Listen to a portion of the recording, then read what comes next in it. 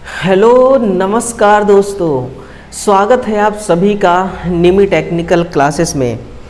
कैसे हैं आप सभी और क्या हालचाल हैं आप सभी के? क्या आप भी असिस्टेंट लोको पायलट के इस भर्ती में फंसे हुए हैं? इस भर्ती में दोस्तों उलझनों में उलझे हुए हैं या फिर नहीं? देखिए, आपके लिए आज हम एक बहुत ही अच्छा इवेंट करने वाले हैं जिसमें हम रेलवे का जो एनटीपीसी भर्ती होती है, इस भर्ती का जो आने की संभावना है दोस्तों, वो 100% संभावना है कि बहुत ही जल्द ये भर्ती आपको देखने को मिल सकती है।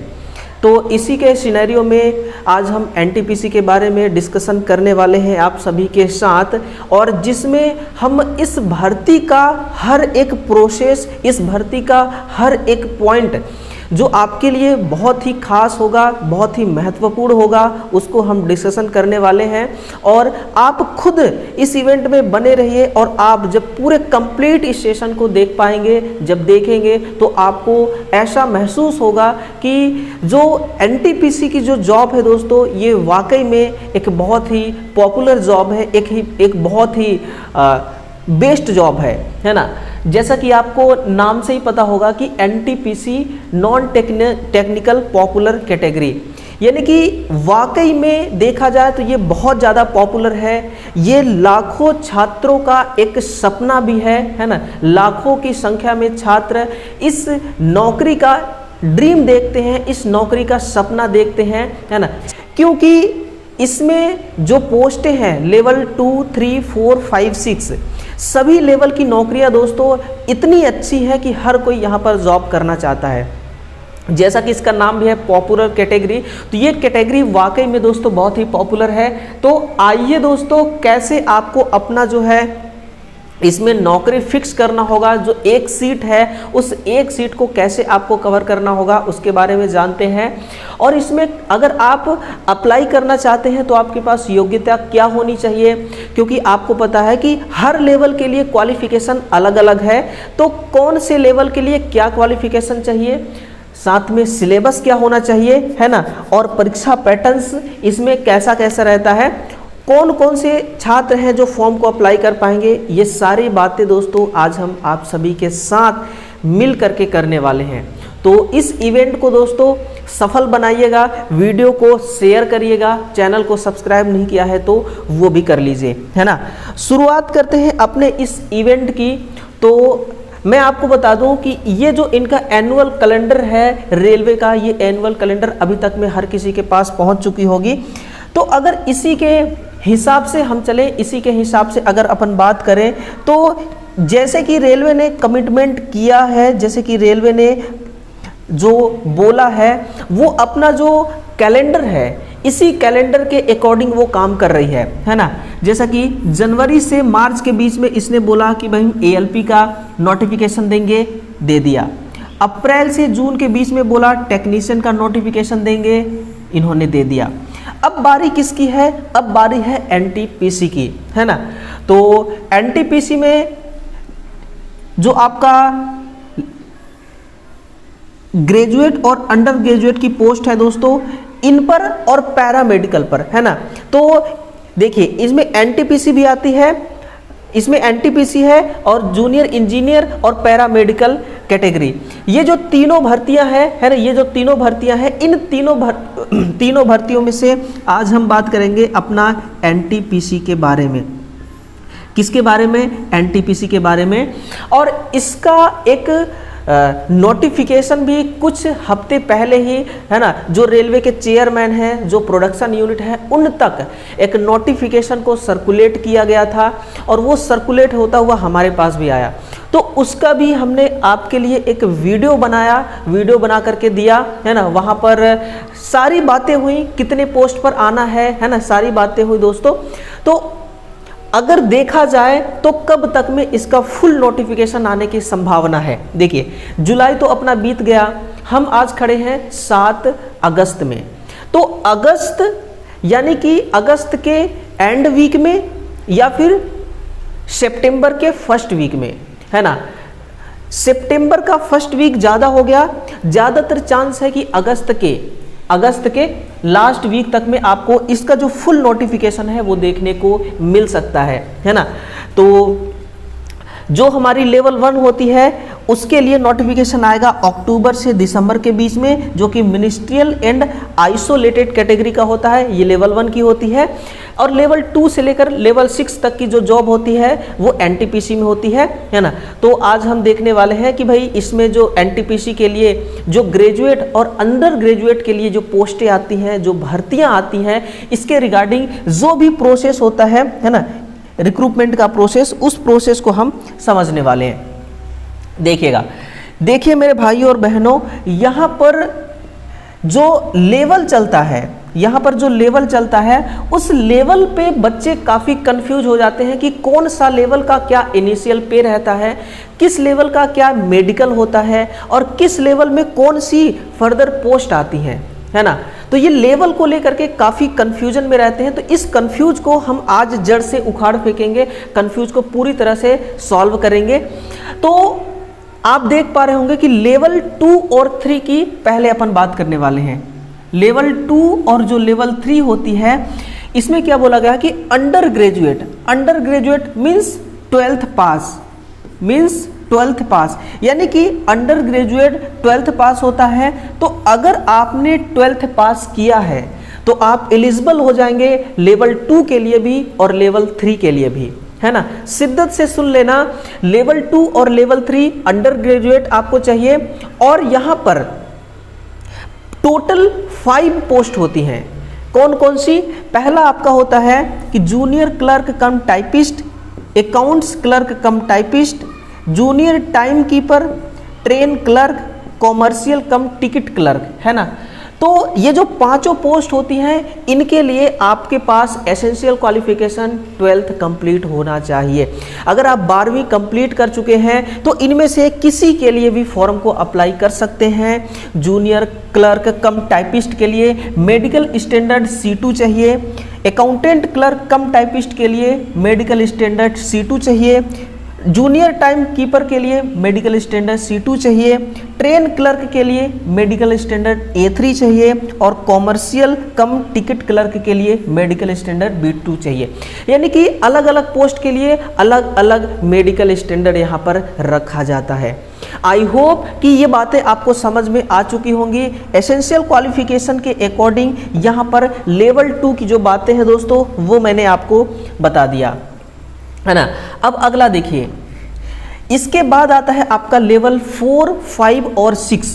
देखिए लेवल 4, 5 और 6, ये रही लेवल 4, 5, 6। इसमें मैक्सिमम यानी कि मिनिमम एजुकेशन क्वालिफिकेशन क्या चाहिए? ग्रेजुएट अगर आपका है, अगर आपने ग्रेजुएशन कंप्लीट कर लिया है तो लेवल 4, लेवल 5 और लेवल 6 इन तीनों पोस्ट के लिए आप एलिजिबल हो जाते हैं। तो क्या आप कहेंगे कि सर लेवल 2 और लेवल 3 में भी मैं जा सकता हूं? तो आप बिल्कुल जा सकते हैं। अगर आप ग्रेजुएट कंप्लीट हैं, है ना, तो फिर आप लेवल 2 से लेकर के लेवल 6 तक के सभी पोस्ट के लिए एलिजिबल हो जाते हैं। ठीक, अब इसमें कौन कौन से पोस्ट आएंगे? तो लेवल 4 में और 5, 6 इसमें टोटल 8 पोस्ट होते हैं। पहली जो पोस्ट होती है ट्रैफिक असिस्टेंट की, इसमें जो मेडिकल मांगा जाता है वो A2 क्लास की। फिर गुड्स गार्ड्स की, है ना, जो ट्रेन आपने मालगाड़ियों के पीछे देखा होगा कि सबसे पीछे वाले जो बोगी होती है उसमें एक गार्ड होता है, उसको अपन कहते हैं गुड्स गार्ड्स, है ना, जो कि इसमें मेडिकल स्टैंडर्ड A2 रखा जाता है। सीनियर कॉमर्शियल कम टिकट क्लर्क, जो टिकट क्लर्क होता है दोस्तों, इसको हम B2 के मतलब मेडिकल स्टैंडर्ड B2 होता है। फिर है सीनियर क्लर्क कम टाइपिस्ट, इसमें C2 मांगा जाता है। जूनियर अकाउंटेंट असिस्टेंट कम टाइपिस्ट, इसमें C2 मांगा जाता है। सीनियर टाइम कीपर जो होता है इसमें भी मेडिकल स्टैंडर्ड C2। और कॉमर्शियल अप्रेंटिस, इसमें भी आपका B2 मेडिकल। और स्टेशन मास्टर, जो स्टेशन में बैठा हुआ स्टेशन मास्टर, अगर आप स्टेशन मास्टर बनना चाहते हैं, ये लेवल 6 के अंतर्गत आती है और इसकी सैलरी दोस्तों 50,000 प्लस। अपन आगे चल के सब कुछ बात करने वाले हैं, पूरे इवेंट में बने रहिएगा। ये इसका मेडिकल स्टैंडर्ड है और ये इनका सभी का पोस्ट है। आप चाहें तो एक से अधिक पदों के लिए अप्लाई कर सकते हैं। यानी कि जब आप फॉर्म को अप्लाई करने जाएंगे तो अगर आप अपना एसेंशियल क्वालिफिकेशन डालते हैं, उस एसेंशियल क्वालिफिकेशन के अकॉर्डिंग किस किस पोस्ट के लिए आप एलिजिबल हैं, किस किस पोस्ट में आप फॉर्म भर सकते हैं, उसके लिए पूरी लिस्ट खुल जाती है। आपको वहां पर टिक मार्क करना होता है। जैसे कि आप ग्रेजुएशन डालेंगे तो आपके लिए लेवल 2 से लेकर के लेवल 6 तक की सारी पोस्टें वहां पर एलिजिबल हो जाएंगी। आपको वहां पर टिक लगाना होगा इस प्रकार से कि हाँ जी मैं इसके लिए भी भरूंगा, इसके लिए भी भरूंगा, इसके लिए भी भरूंगा। फिर आगे कैसे कैसे इसको एग्जाम देना होता है वो सारी बातें हम आगे करने वाले हैं। ठीक है, तो आई होप कि आपको मेरी बातें आसानी से समझ में आ रही होंगी कि भाई लेवल 2 और लेवल 3 का जो मामला होता है वो क्या होता है। अगर इसमें सैलरी की अपन बात करें तो सैलरी भी कुछ ठीक ठाक ही सैलरी रहती है ना। लेवल 2 की सैलरी आपकी 25,000 से लेकर के 30,000 और लेवल 2 की भी 25, लेवल 2 और लेवल 3 की भी दोनों की सेम ही सैलरी होती है। और साथ में आपको इसमें बहुत सारे सुविधाएं, बहुत सारी अलाउंसेस मिलते हैं, है ना। उन सभी अलाउंसेस को अगर ऐड कर दिया जाए तो ये सैलरी और कुछ हद तक 10,000 12,000 इसमें और ऐड हो जाती है। अगर ये 30,000 है तो इसमें 10,000 और ऐड कर लीजिए, क्योंकि DA HRA बाकी बहुत कुछ इसमें अलाउंसेस मिलते हैं। वो सभी सुविधाओं को जोड़ दिया जाए तो इसमें 40+ आपको सैलरी रेलवे देती है। ये लेवल 2 और लेवल 3 की सैलरी है। उसी प्रकार 4 की सैलरी 30,000 से लेकर के 35,000 तक ये लेवल 4 की सैलरी कहलाएगी। 5 की 40 से 45 और 6 की 50,000 प्लस सैलरी रहती है। तो जो लेवल 6 है ये स्टेशन मास्टर के लिए होता है ना, जो स्टेशन में बैठे हुए होते हैं स्टेशन मास्टर, ठीक है ना, उनकी जो लेवल होती है पोस्टिंग लेवल, वो लेवल 6 के अंतर्गत उनको काउंट किया जाता है। तो ये रहा इनका मंथली का जो सैलरी होता है। और ये सैलरी आपके जॉब को इतना इंटरेस्टिंग बना देता है ना, कोई आपको कितना भी बातें घुमा फिरा करके बताए, लेकिन मैं आपको सच बताऊं कि एक पैसा यानी कि सैलरी जो होता है अगर किसी भी जॉब में अच्छी खासी मिलती है तो उस जॉब को भी करने में और उस ड्यूटी को भी निभाने में, है ना, इंटरेस्टिंग लगता है। वो ड्यूटी हमें मतलब कि हम उसमें हमें रुचि आने लगती है ना, तो इंटरेस्टिंग के साथ हम अपना जॉब करते हैं। तो ये सैलरी आपके जॉब को और ज़्यादा इंटरेस्टिंग बना देती है। फिर से अगर NTPC में एज लिमिट की बात करी जाए कि भाई कितने एज के लिए आप, जैसे कि लेवल 5 में फॉर्म को भरना चाहते हैं तो आपका एज कितना होना चाहिए, तो लेवल 2 के लिए तो होना चाहिए 18 से 30 वर्ष और लेवल 3 के लिए भी होना चाहिए 18 से 30 वर्ष। ये हमेशा अनरिजर्व के लिए बताया जाता है। और बाकी जो कोविड के कारण, किसके कारण, जो कोरोना के कारण 3 वर्ष का यहाँ पर रिलैक्सेशन दिया जा रहा है, वो अनरिजर्व को भी दिया जाएगा प्लस 3 ईयर, और बाकी जिसको रिजर्वेशन मिलता है उसको भी ये 3 ईयर का रिलैक्सेशन दिया जाएगा। यानी कि ALP की भर्ती आई, उसने भी 3 साल का रिलैक्सेशन दिया, टेक्नीशियन की आई उसने भी दिया, अब NTPC की आएगी उसमें भी आपको मिलने वाला है। तो 3 साल यानी कि 30 + 3 33 वर्ष अनरिजर्व, बाकी ST SC को 5 साल का, OBC को 3 साल का जो रिलैक्सेशन मिलता है वो भी यहाँ पर काउंट अपना आप कर लीजिएगा। इसी प्रकार से लेवल 4 के लिए 18 से 33, 5 के लिए 18 से 33 और 6 के लिए 18 से 33 प्लस 3 ईयर इसमें भी आप अपना ऐड कर लीजिएगा। बाकी ST SC OBC को जितना मिलता है वो सब इसमें रिलैक्सेशन आपको मिलेगा, है ना। तो हमें ऐसा नहीं लगता मेरे भाई कि एज के कारण, है ना, ओवर एज के कारण यहाँ पर कोई भी छात्र जो है वो वंचित रह जाएगा फॉर्म भरने से, क्योंकि ऑटोमेटिक 30 और प्लस 3 वो 33 हो गया और 5 साल का रिलैक्सेशन 38। जो 38 ईयर का कोई भी अगर छात्र है ना, वो वहाँ तक छात्र नहीं रह जाता, उसका घर बार भी बस जाता है ना, घर बार सब कुछ बस जाता है, उसके फैमिली तक हो जाते हैं, अपना खुद का परिवार हो जाता है, बच्चे हो जाते हैं। तो 38 ईयर का जो भी कैंडिडेट होगा, है ना, वो भी NTPC के फॉर्म को भर पाएगा। ये एक बहुत बड़ी बात है दोस्तों, और एक बहुत अच्छी भी बात है ना। हमने सब कुछ बात कर लिया, अब हम आते हैं अपने एग्जाम शेड्यूल पर कि भाई हमने एज को भी देख लिया, हमारा एज इसी के अंडर में है, हम फॉर्म भर सकते हैं, हमारा क्वालिफिकेशन भी ये है, हम इसके लिए एलिजिबल हो गए। लेकिन अब एग्जाम प्रोसेस कैसे कैसे होता है उसको समझिएगा। तो सबसे पहले तो देखिए आपका सीबीटी फर्स्ट होगा, इसमें क्या होगा, आपका सीबीटी फर्स्ट एग्जाम होगा। सीबीटी फर्स्ट एक ऐसा एग्जाम है जो क्वालिफाइंग नेचर का होता है ना, जो क्वालिफाइंग नेचर का होता है। क्वालिफाइंग नेचर मतलब कि इसमें दोस्तों निर्धारित किया जाता है कि आप ST SC OBC के हैं और आप N रिजर्व के हैं, तो आपको इतना परसेंट लाना अनिवार्य है। अगर आप इतना परसेंट ले आते हैं तो आप क्वालिफाई हो गए, ठीक है। तो ये क्वालिफाइंग नेचर का होता है। और चाहे आप level 2, level 3, level 4, level 5, level 6 किसी के लिए भी अप्लाई करेंगे तो लेवल 2, 3, 4, 5, 6 सभी लेवल के लिए यहाँ पर सीबीटी फर्स्ट जो है ये कॉमन रहेगा, है ना। ये सीबीटी फर्स्ट सभी लेवल के लिए कॉमन रहेगा। यहाँ पर केवल और केवल क्वालिफाइंग नेचर होता है ना। और कुछ गुना बच्चों को यहाँ पर सिलेक्ट करके इनका लिस्ट बना करके सीबीटी 2 के लिए इनको बुलाया जाता है। तो सीबीटी 1 का प्रोसेस आपने समझ लिया। साथ में जो सीबीटी 2 होता है इसमें ऐसा होता है कि सीबीटी 2 जो है ये लेवल वाइज एग्जाम होती है, यानी कि लेवल 2 का अलग होगा, 3 का अपना सीबीटी 2 अलग होगा, 4 का अपना अलग होगा, 5 का अपना अलग होगा, 6 का अपना अलग होगा। लेकिन एक ऐसा छात्र है, एक ऐसा कैंडिडेट है जिसने ग्रेजुएट कर रखा है, जो लेवल 2 के लिए भी एलिजिबल है, 3, 4, 5, 6 सभी के लिए एलिजिबल है, तो फिर उसको अगर वो चाहता है तो कम से कम एक एग्जाम देगा जिस पोस्ट के लिए अप्लाई करेगा। अगर वो चाहता है तो मैक्सिमम 5 पोस्ट के लिए वो अलग अलग सीबीटी देगा। तो सीबीटी लेवल वाइज एग्जाम होता है, यानी कि 2 का लेवल अलग, 3 का अलग, 4 का अलग, 5 का अलग, 6 का अलग, अपना अलग अलग यहाँ पर लेवल वाइज एग्जाम होता है। और अलग अलग इसका मेरिट लिस्ट बनती है, अलग अलग इसका ज्वाइनिंग होता है। अगर एक से अधिक पोस्ट के लिए आप सिलेक्ट हो गए तो फिर आपको यहाँ पर फिर चूज करना होगा कि किस पोस्ट के लिए आप जाने वाले हैं, किस पोस्ट में आप नौकरी करने वाले हैं। तो लेवल 2 का जो माजरा होता है कुल मिलाकर के इस प्रकार होता है ना। फिर वही नेक्स्ट प्रोसेस इनका डॉक्यूमेंट वेरिफिकेशन, फिर आपका मेडिकल एग्जामिनेशन होता है ना। तो ये इस भर्ती का, एनटीपीसी भर्ती का टोटल प्रोसेस होता है, इस रिक्रूटमेंट का टोटल ये एक प्रोसेस होता है ना।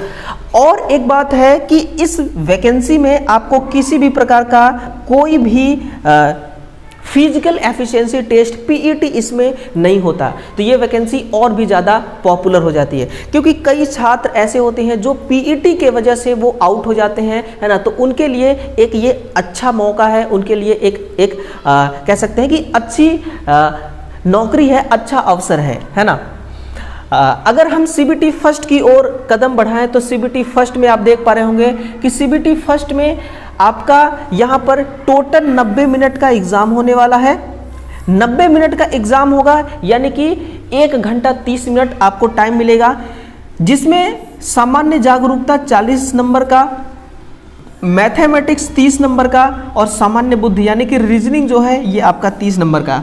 30, 30, 60 और 40, 100, टोटल 100 नंबर का आपका एग्जाम होता है और 90 मिनट का समय मिलता है, यानी कि एक क्वेश्चन को सॉल्व करने के लिए 1 मिनट से भी कम यहाँ पर समय मिलेगा। और जो PWBD यानी कि फिजिकल हैंडीकैप्ड होते हैं उनको 120 मिनट का समय मिलता है, ठीक है ना। तो उनको थोड़ा सा यहाँ पर टाइम में भी दोस्तों रिलैक्सेशन मिल रहा है, उनके लिए अच्छी बात है, क्योंकि उनको जो है मिलना भी चाहिए। तो उनको 120 मिनट, बाकी जो जनरल कैंडिडेट होते हैं, है ना, जो सामान्य व्यक्ति होते हैं, उनको 90 मिनट का यहाँ पर टाइम दिया जाता है। अब बात ये आती है कि सर हमें सामान्य जागरूकता में पढ़ना क्या है, मैथमेटिक्स में हमें कौन कौन से टॉपिक्स पढ़ने होते हैं, है ना। तो मैथ में देखिए आपको बेसिक भी पढ़ना होगा, है ना, अर्थमेटिक भी पढ़ना होगा, ये सब कुछ पढ़ना होगा। और सामान्य बुद्धि, रीजनिंग जो है, रीजनिंग तो वैसे भी हर बच्चा पढ़ रहा है आज के टाइम पे। आप किसी भी कंपटीशन की एग्जाम तैयारी कर रहे हैं तो रीजनिंग, मैथमेटिक्स और सामान्य जागरूकता, ये तीनों चीज़ें आप पढ़ रहे हैं ऑलरेडी, आपको अलग से कुछ भी पढ़ने की ज़रूरत नहीं है। हाँ, अगर फिर भी आप चाहें तो मैं इसका टॉपिक वाइज आपको दिखा सकता हूँ, है ना, क्योंकि मैंने सब कुछ तैयारी करके आया है। जैसे कि मैथमेटिक्स में आपको क्या पढ़ना है आप देख लीजिएगा, यहाँ पर सब कुछ है। सामान्य बुद्धि और तर्क शक्ति में क्या पढ़ना है ना, और सामान्य जागरूकता में क्या पढ़ना है, ये सब कुछ यहाँ पर हिंदी में है दोस्तों। आसानी से हर कोई इसको पढ़ सकता है, इसलिए हिंदी का फॉर्मेट मैंने तैयार किया है ना, ताकि जो इंग्लिश है दोस्तों, ये इंग्लिश भी हर किसी को समझ में आती है, लेकिन हिंदी और आसानी से समझ में आ जाती है, क्योंकि हिंदी दोस्तों है ही एक ऐसा लैंग्वेज, इसलिए तो हम इसको अपनी मातृभाषा कहते हैं। अब अगर हम चलते हैं CBT 2 की तरफ, तो CBT 2 में देखिए वही सामान्य जागरूकता, लेकिन 40 की जगह पर यहाँ पर 50 नंबर का, मैथमेटिक्स वही 35 नंबर, लेकिन वही मैथमेटिक्स पहले CBT 1 में 30 और CBT 2 में 35 हो गया, और ये भी 35 हो गया। CBT 1 में कितना था, 30 ही था। तो टोटल मिलाकर के 120 क्वेश्चन, लेकिन टाइम वही का वही रहने वाला है, 90 मिनट है ना, 90 का 90 मिनट ही रहने वाला है। और PWBD इनको भी 120 मिनट का 120 मिनट ही यहाँ पर भी रहने वाला है। तो CBT 2 जैसा कि मैंने आपको बताया कि लेवल वाइज एग्जाम होता है, हर लेवल के लिए अलग अलग यहाँ पर एग्जाम होता है, और अलग अलग लेवल का अलग अलग RRBs का अलग अलग यहाँ पर कट ऑफ जाती है, अलग अलग रिजल्ट आउट किया जाता है, ठीक है ना। तो इस प्रकार इसका जो है एग्जाम होता है CBT 1 और CBT 2। इसके बाद ये रही CBT 2 के लिए। CBT 2 में आपको और कुछ अलग से नहीं पढ़ना है, बस थोड़ी सी चीज़ों को और गहराई से पढ़ना है, बाकी जो सिलेबस है ना वो सेम ही रहने वाला है यहाँ पर, है ना। चलिए, इसी के सिनेरियो में जब हम एक स्टेप और आगे जाते हैं इस भर्ती के प्रोसेस में, तो हमें मिलता है CBAT, है ना, कंप्यूटर बेस्ड एप्टीट्यूड टेस्ट। लेकिन सभी को यहाँ पर CBAT नहीं देना होता है, कुछ ही पोस्ट ऐसे हैं जैसे कि ट्रैफिक असिस्टेंट और स्टेशन मास्टर, है ना, लेवल 6। इन 2 पोस्ट के लिए यहाँ पर कंप्यूटर बेस्ड एप्टीट्यूड टेस्ट होता है। बाकी जितने भी अदर पोस्ट हैं, है ना, कुछ का अभी टाइपिंग टेस्ट होने वाला है, वो भी हम आगे बात करेंगे। तो टाइपिंग टेस्ट होता है और इनका CBAT टेस्ट होता है। CBAT टेस्ट के लिए यहाँ पर सब कुछ दोस्तों बताया जा रहा है कि क्वालिफाइंग मार्क्स का आपका CBAT टेस्ट होता है। टोटल 5 प्रकार के ये टेस्ट होते हैं, है ना। और जो T स्कोर होता है दोस्तों, ये T स्कोर जो होता है ना, हर टेस्ट में आपको 24 T स्कोर मार्क्स लेकर के आना अनिवार्य होता है ना। अगर 42 मार्क्स T स्कोर अगर आपने हर टेस्ट में नहीं लाया तो फिर आप डिस्क्वालीफाई हो जाएंगे, फिर आपको यहीं से निकाल दिया जाएगा, यहीं से आपको क्या कर दिया जाएगा, बाहर कर दिया जाएगा। तो फिर आप CBAT में फेल माने जाएंगे। तो 2 ऐसे पोस्ट हैं जिसमें CBAT होता है, बाकी और किसी में नहीं होता, है ना। चलिए 1 सेकेंड, शायद तक वो PDF मैंने नहीं लगाया, है ना, जिसमें आपका किस किस पोस्ट के लिए टाइपिंग टेस्ट होता है ना। लेकिन मैं आपको बता दूं दोस्तों, टाइपिंग टेस्ट अगर हिंदी की बात करें तो 30 या फिर 35 वर्ड पर मिनट यहाँ पर टाइपिंग करना होता है, शायद तक 30 वर्ड पर मिनट इंग्लिश, और हिंदी जो है ये 40 यानी कि 40 वर्ड पर मिनट की स्पीड से यहाँ पर हिंदी का टाइपिंग करना होता है।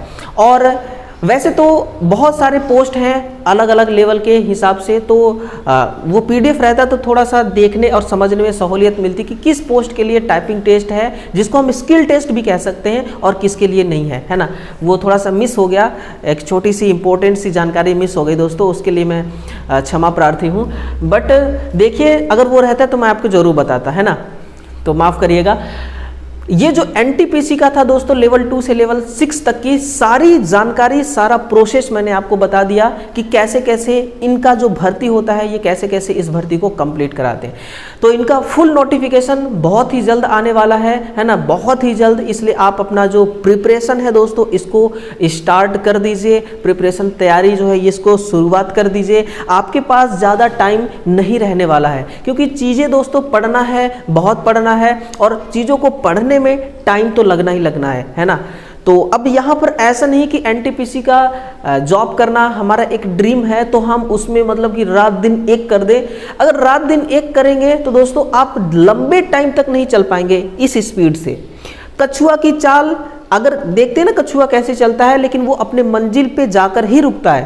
लेकिन मैं आपको ये नहीं कह रहा हूँ इसका मतलब कि आप कछुए की चाल से चलें, आपको स्पीड से ही चलना है, लेकिन इतना स्पीड से ही चलना है कि आप उस स्पीड को मेंटेन कर पाओ।